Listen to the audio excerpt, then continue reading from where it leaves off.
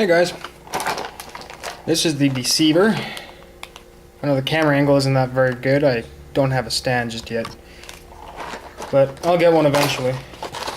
Anyways, you may have noticed this guy from my recent battle reports. I believe I had him sticking on top of the base with some blue putty.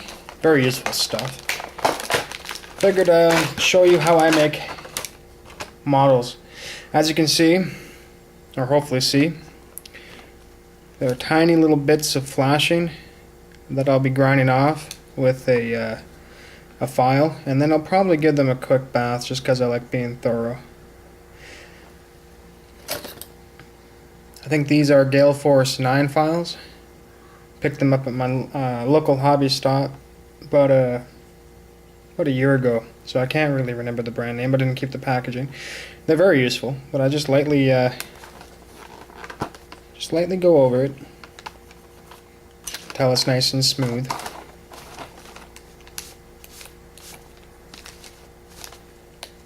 think the general principle here, at least what I've read and what I've seen on videos, is anything that you can capture or get caught on your thumbnail will show up when you paint.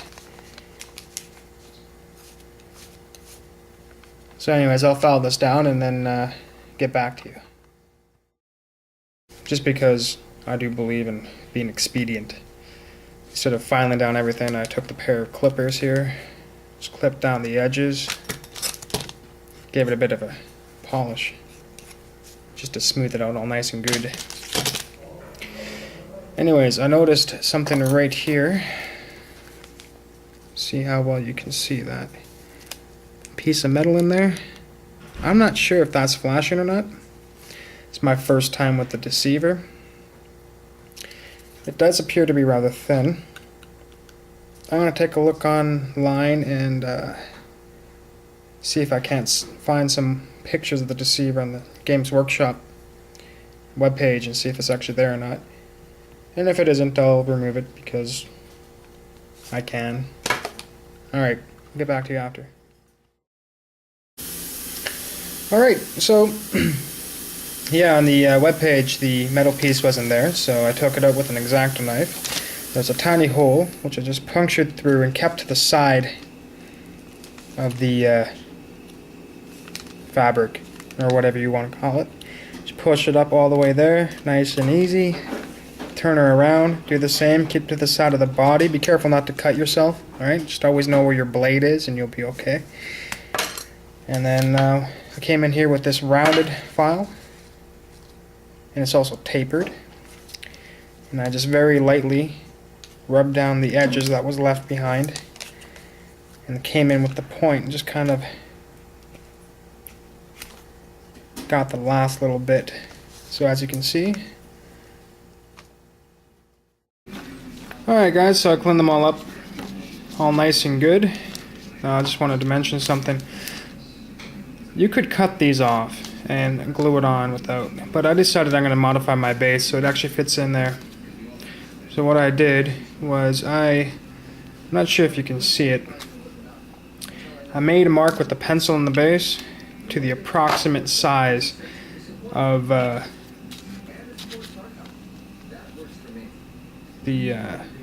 plug, I guess you can call it. I don't know what to refer to it as. But anyways, the general idea is I come in here with this drill bit, which is smaller because I broke it, and drill a hole in there and widen it with the X-Acto knife. So I'll set this down and show you.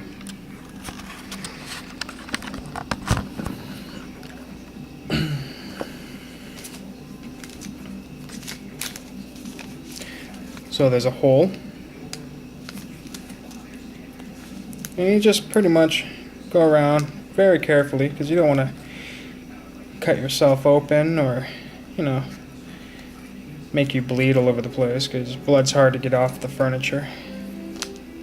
That, and you tend to freak out your girlfriend or wife or pets, unless you have a weird psychotic kitten like I do.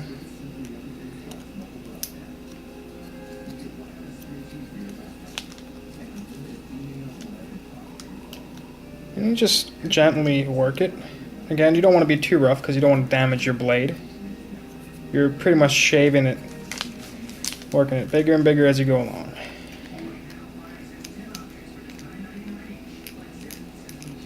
Nice and easy.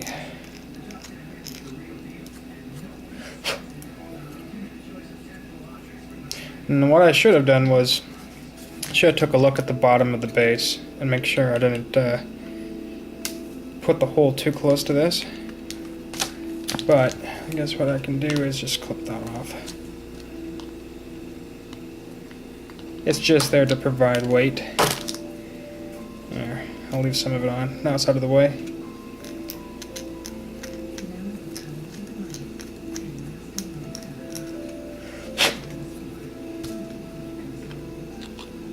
And there we go, perfect size.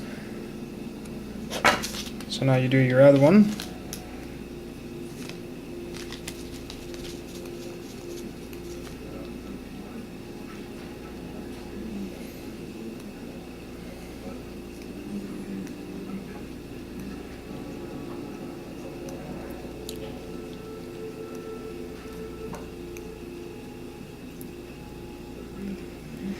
And I will get back to you guys afterwards. But there you go. New hole. I'll be back in a bit. So as you can see, it's standing up right now with no glue. Just a bit of a wobble. And this is mostly because I made one of the holes a bit too large. But that's alright. The super glue will help this out and help keep it more stable. Alright, so I'll just give these guys a good clean, glue it to the base, prime it, be good to go. Alright, so time to super glue. Pretty sure you guys don't need instructions on this. Don't put any of this in your eyeball, and you'll be fine. Not that I ever put any of this in my eyeball. I wouldn't do that. Even if I thought the bottle was empty.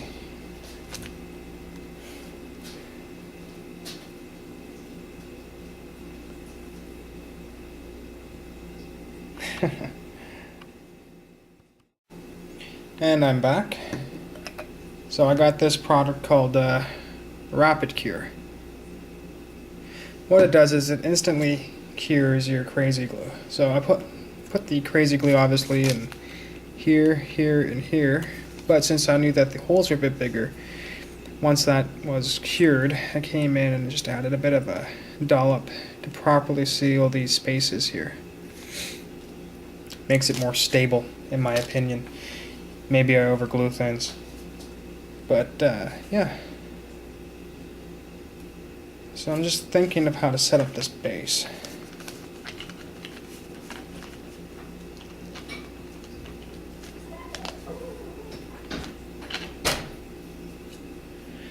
And I'm beginning to realize that maybe, just maybe, I should have gave it some forethought before I glued it together.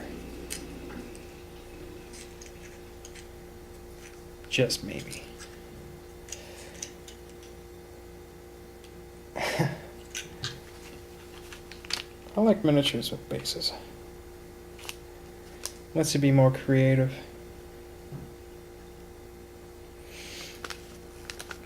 This just seems to flow correctly because of the way the robe is.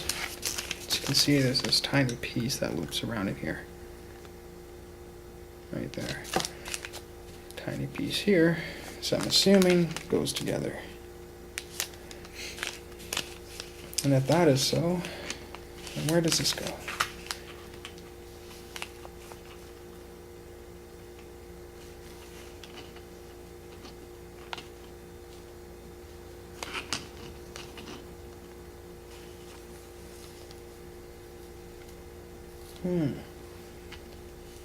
Kind of like it. It's like it's coming up from behind. Foreground and background. Yeah, it could work. Anyways, I'll play around with that some more and then show you guys before I paint it.